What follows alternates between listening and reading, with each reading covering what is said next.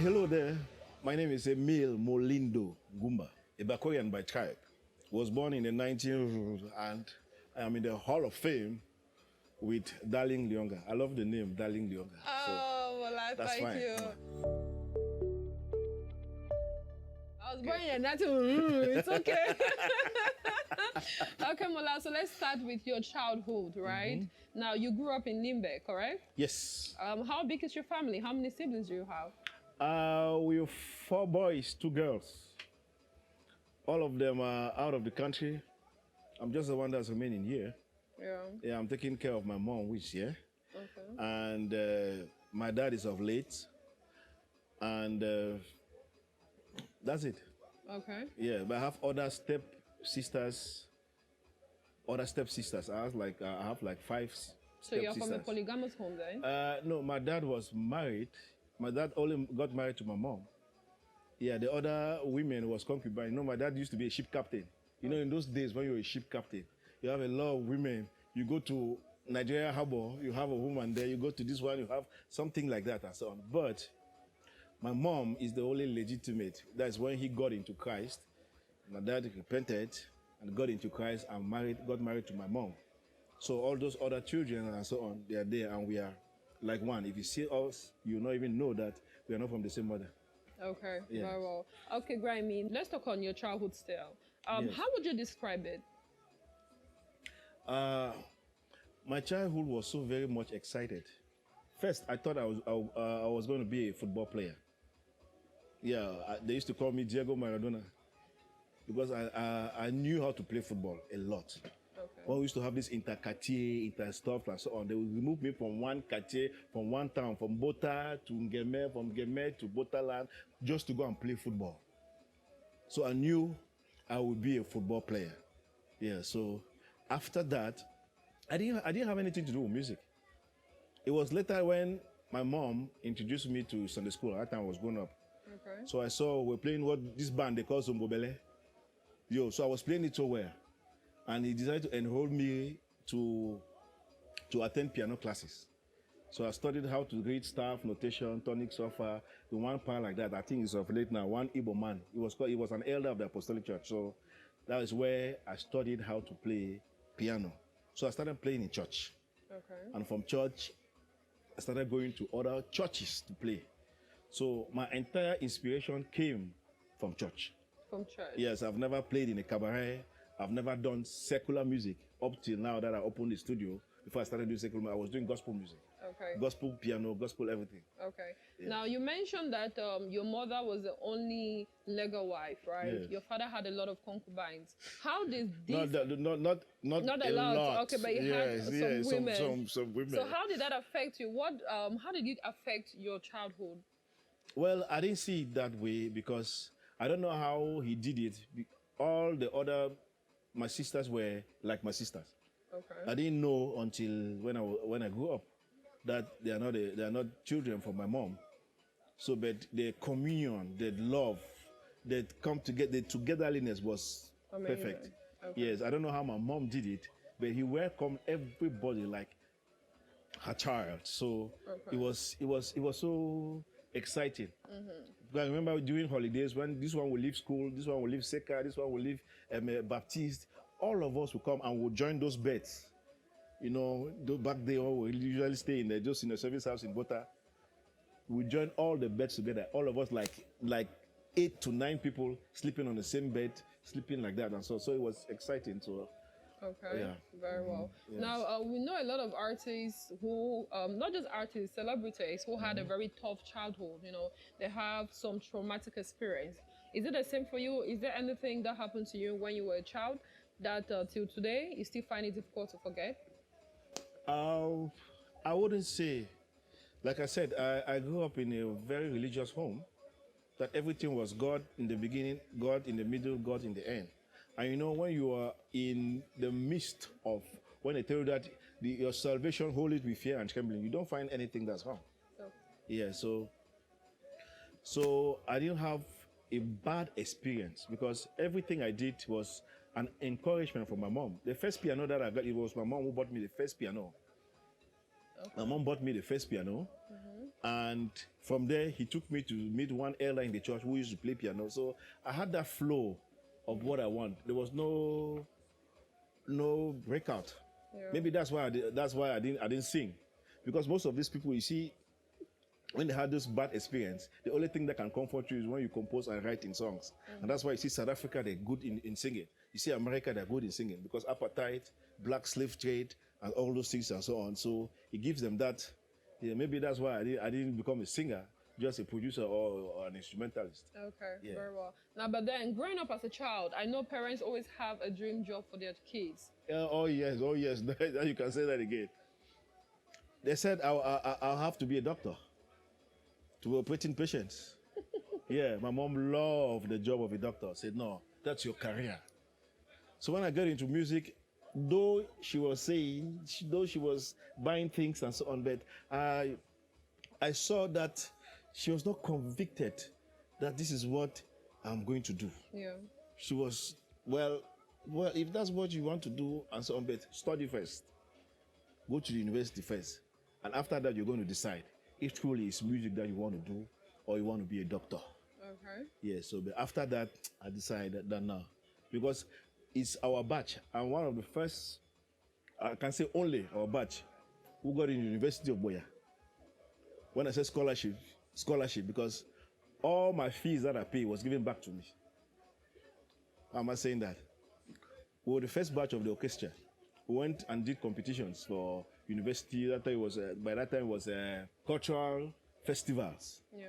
When you win, they'll give you like 300,000 francs and so on. So we did like 2, 3. And at the end of the day, I had like 500,000 francs from the university. Wow. That covered up all the school fees and so on and things like that. Okay. Yes. Amazing. Yes. Now, what's Mola's highest level of education? It's the first degree, bachelor's degree, University of Boya, environmental science. Okay. Yeah, so after that, I said, no, master. If I want to do anything, master's, postgraduate, it has to be music, it has to be sound engineering, it has to be digital orchestration pro, or it has to be IT. Okay. Now we hear the name M1 Studio. What does it stand for? M1 is my email address.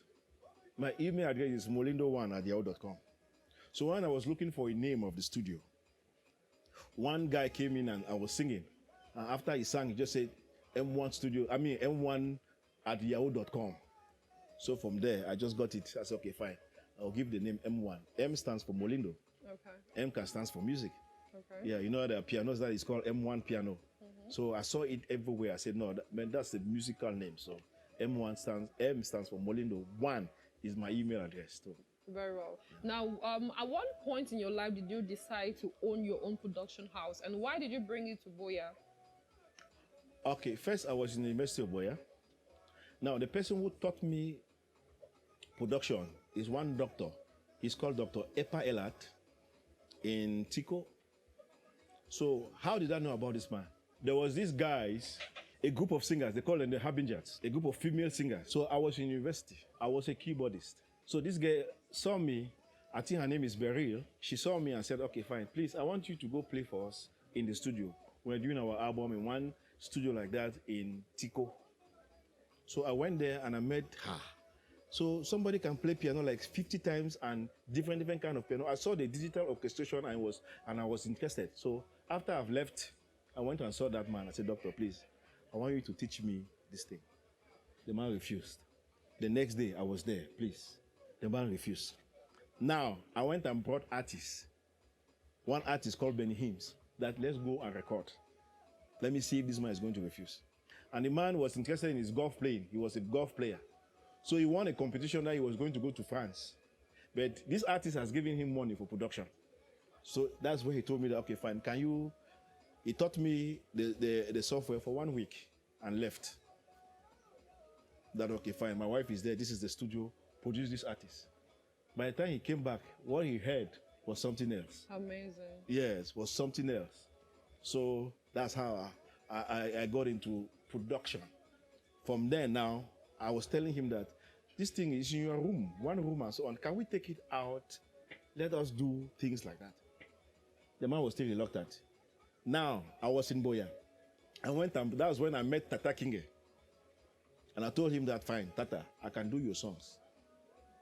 So we went to Dr. Epa's place, and I started doing his songs and so on. And I realized that the man is limiting the whole production house. If he's not there, they cannot produce. If they want to do, if you want to maybe put the volume up, he's going to say the wife or the Cartier and things like that. So I told him that's fine.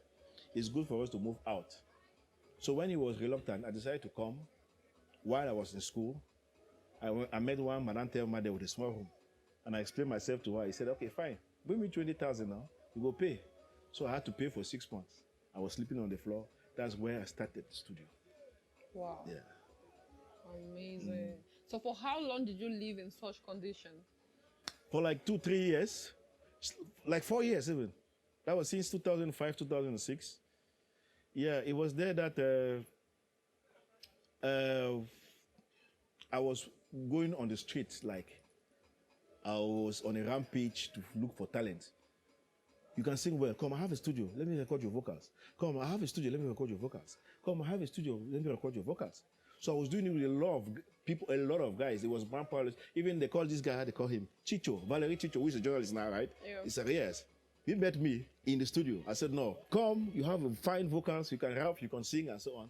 Let's go to the studio. That was the beginning. Okay. It was then that Jumeke saw me while I was still down there. So okay. So what was your first professional equipment that you bought? Studio equipment. That's interesting. Now, while I was working with Dr. Epa, there was this part, they called him Joas 4, came to record. So when he came to record, he realized that, okay, fine. Dr. Epa is not well equipped. He has just his computer and one sound card. He was looking for where he could do live recording. So he went and booked for a studio in Douala. Now, the man was not a good singer. Neither was he a good, he was not following tempo. So, but I was using cakewalk in those days. They call it so the cakewalk. Now, when he sings, I will split those vocals into pieces and arrange the vocals. So when he took the demo to Douala, now that was when I met this other guy, Valet Chums, a very good pianist. He's now in America. So they programmed exactly what I programmed. Now, when they called this man to come and sing, the man could not sing. He was not on tempo, he was not on pitch. But when they listened to the demo, it's perfect. So now, he could not. Now, that's when I met Jolie Priso, because it was Jolie Priso who said that, go and call that guy who did this work. I want to see what is happening here. I went to Dobel. Last time was Dobel Studio. Very big studio. I had a 47 track. Very mighty. I was fighting. I sat down there and they were recording. So when they record, I saw how they were recording the thing and so on. He could not. Then Jolie Priso turned and asked me that, how did you do it? I said, no, okay, fine. You will never succeed like that. I said, get me a computer. They were not using computer. They were using this read-to-read, this SD tape at that. That's what they were using. So they get a computer now. So he will record on my computer. I will slide the vocals and I send it to Jolie Priso. That's what they call déversement. So when he saw that, and the man asked me that, okay, fine, I want to pay you. I said, no, you don't pay me. I just write a list of equipment, a microphone, a VS880 Roland recording machine, and a small computer, because he had a cyber cafe. That's how I started my machine, with no capital. Wow. So instead of paying me that money, he bought the materials for me. Okay. And I started the first studio in my room. By that time, I was living in a Socialist Junction class hostel. So people were standing on the bed and singing. Because there was no space. You were standing on the bed? Yes, on the bed. To sing. Yeah, because I knew that was the only acoustic, because it was foamy and things like that. They were standing on the bed, put the microphone and they were singing. And we're not using condenser microphone. We're using normal dynamic microphones to record. Did you at some point feel like this is not worth it? Let me give up? No, I was excited. I knew one day I'm going to make it big time. You said, no, that experience that you record the vocals and you have the whole time to put this instrument, put this. It was a whole lot of excitement, because I was not doing it for money. It was not like like now you open a studio and people have. I was not doing it for money. My parents were paying my rent. They were giving me food. There was just a passion that I have. So, in a point in time, I was reading books. I was interested in production. I used to listen to other production and things like that. So, I was excited There was no point in time that I want to give up. If you want to give up, it's now. Now? Yes. You don't want to give up because you have raised so many children that are doing the work. So it's good to go one step behind and watch them do their work. Okay. Yes. Very well. I want to know the evolution from your room, from your one bedroom. Where did you move to? They call it Madame Thelma's building. At least most of people who attended my university will know Madame Thelma, right? So that was our building. From there, I came in here and patched up with one person. He was called Goodman. He was a computer genius. So I told him that fine, you cannot just give me one part of this house. By that time, it was Black Star, Serek building and things like that. So he gave me one part of the room. That's why I started the real production. Because you will notice, I was not doing this thing for money. I was doing it like a practice ground that I want to be a musician. I'll practice ground. I have my friends or my brothers who are out of the country. So it's good that if I'm living out of the country, I have what we call an art to present. So it was then when I went to the embassy and they refused me the visa twice. I said, okay, fine. But why am I killing myself now? I have a studio. I'm an engineer. Okay, so let me come back to the drawing board. That was when now I started making it commercial. Started going out, started producing artists. I started with those artists that, like I said, the Jume Loco, the El Chique Chendo, the Chaya Stope, the Wugede, you have Tata Kinge, you have Benny Hins. Those are the older generation. Then now, the newer generation, that transition, start having people like West Dawn, Big G, Mel B, the generation for the transition. After that, we come now to the Daphne, the Salatier, the Mr. Leo, who raised the bar of the urban artists. Then now, we have now the other people who raise the banner of traditional music. You have the Maxime Manon, you have Emil NGOMBA, you have Bate Nico, you have the Salmon Talk, you have, it's a whole lot, it's a whole lot, it's a whole lot. And another thing is that if you have 10 choirs in Cameroon, I produce 9. Wow. From UB Choir, Celestial Chorus, Celestial Echoes, Christ the King Choir, all of them. Okay. So it's not been easy. Okay. It's been a whole long journey that I cannot remember everything. Of course, yeah. It's been a lot. Wow. Now let's talk about you moving in here. Mm-hmm. How long have you been here? Bruno, can you help me? I've been here for like 10 years. Okay. Yes, for like 10 years. And majority of the thing I do is that while I was doing here, I was not producing. I was producing producers. Okay. Yes. Me being here is that I have a whole lot of people who wanted to work. They will come like 15 of them. 3 will remain. 10 will leave. So I'll concentrate on the 3. Like for example, when I started with Salatiel, the first time I put him in contact with Ani Anzwe. Ani Anzwe was supposed to be a featuring with Big G. So when they come to the studio, I was okay, fine, those are big artists. Normally, they know that when he's the bigger artist, the boss will come and sit down here and record. But I will send them to my boy. I said, okay, fine, this is your chance to shine now. So hold it. So Salatiel started working with Ani Anzwe. Ekambi Buyan who came to the studio. I think I sent it to Bruno to work with him. By that time, it was a duet with Sisi Nyambia, one other artist like that. From there, we get into Narcisse Price, who came to the studio, and I had to book him with Salatiel. He said, no, tu me fais jouer avec les enfants. I said, no, you will like him. He's a talent. Yeah, so. Okay. Yeah, so very that's the experience. So how much did it cost you to have what we're seeing right here? I really cannot calculate, but it's a lot.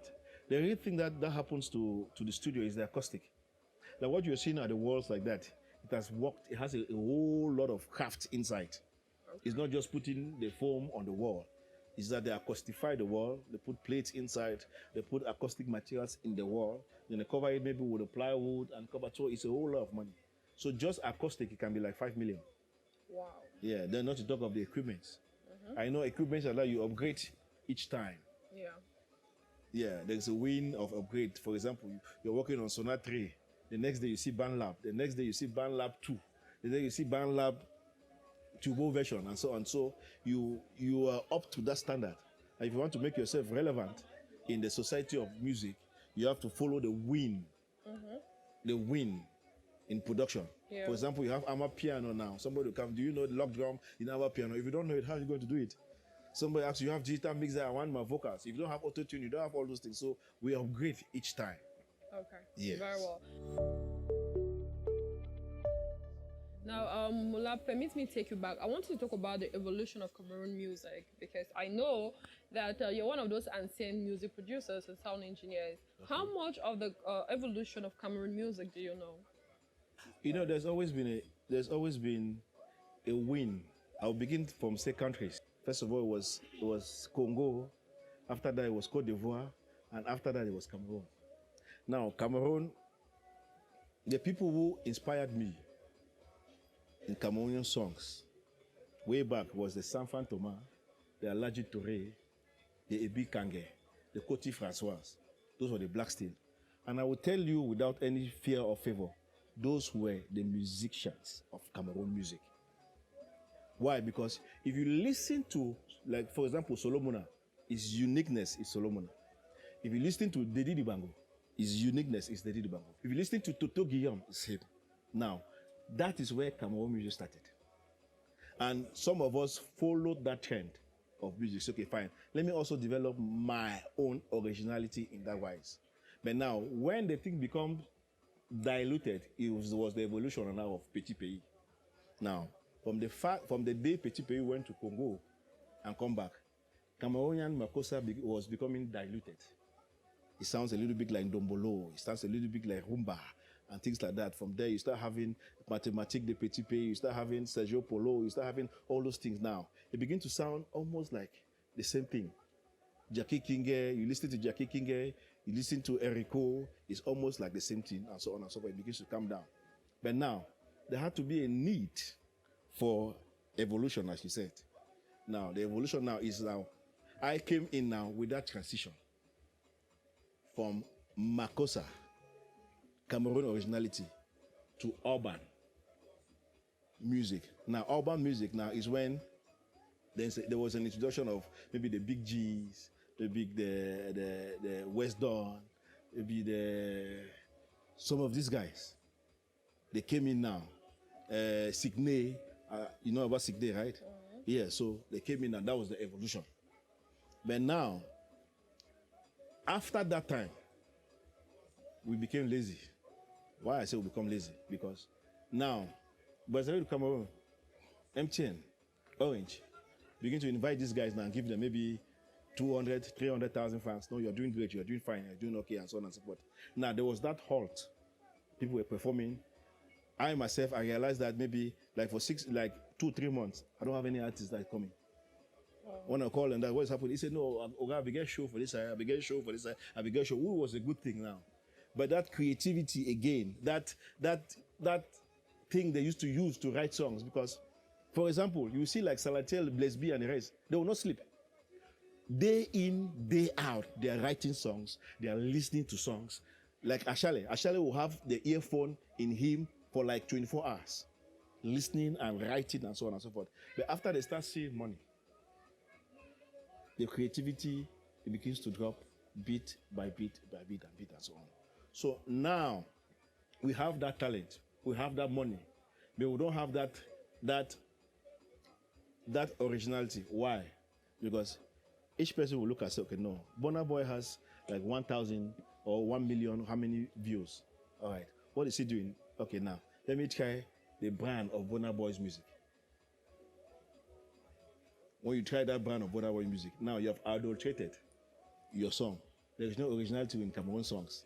So if somebody wants to like Cameroon music, the generation that is going is when it resembles another foreign song.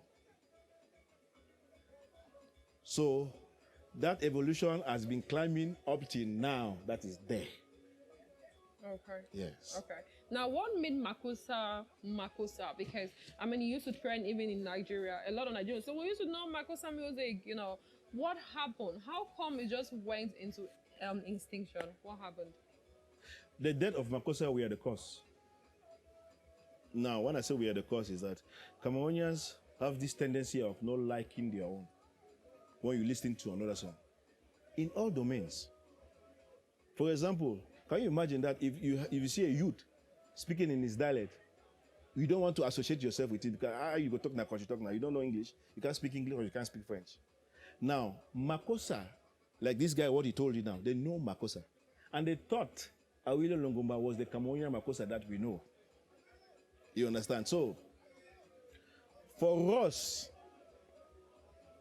to have neglected Makossa was a very big mistake of us. Now, I will tell you what Makossa does. You see Sanfan Toma, like Sanfan Toma music. Makossa was copied in Ghana. And they switched it to in what would they call high life. It means there is a blend. Makossa was copied even in Nigeria. It was copied even in Côte d'Ivoire. They will take the rhythm of maybe Sanfan Toma, the rhythm of maybe Black Steel and so on, and they do it. That's what we, the producer, should have done. Take the Makossa from Cameroon to the world. It means you pop the Makossa, you blues the Makossa, you R&B the Makossa, you put the bell. We didn't do that. On the contrary, we begin to follow trend. So now it's Afro pop, and so on. Until those icons in Makossa, they want to do Afro pop now. Yeah, so that's where the extinction came about. If you that we are looking as an icon, the Nazi Spy is maybe the Bendeka and the rest and so on, you want to do Afro pop now. Then how much more with the population? They don't listen to it every day. So I think that's how did Rechercher change the Cameroon music space? Now, first thing is that music has a language, a universal language. And Rechercher, what he did, he went to a conservatoire and taught that musical language. What's the musical language? The chord theory, the rudiments. So he's playing in his dialect. But the music he's playing behind is the language that can cut across every continent. The Japanese are going to understand that chord. They know that that's jazz music. It's universal. The Americans are going to understand. The French, they're going to understand. So that's what he does. But now, and you realize that the originality of Rechercher has been time memorial. He's not changing. He's doing his thing. But now, Cameroonians, today is Amapiano. I bet you everybody is putting Amapiano in his song. Some are doing pure Amapiano. How are you going to have the originality? You sound like South Africa. You sound like Nigeria. If they want Nigerian songs, they're going to take Nigerian artists. They are good in what they do. Very excellent. You can't beat them in what they do. Mm-hmm. You go to Amapiano, they are good in what they do. You can't beat them in what they do. Now, the only thing Cameroon could have used, which we are trying working now, there are two uniqueness of Cameroonian music that if we base on, we are going to be unbeatable in the world. Bikutsi and Makossa. You can't adulterate.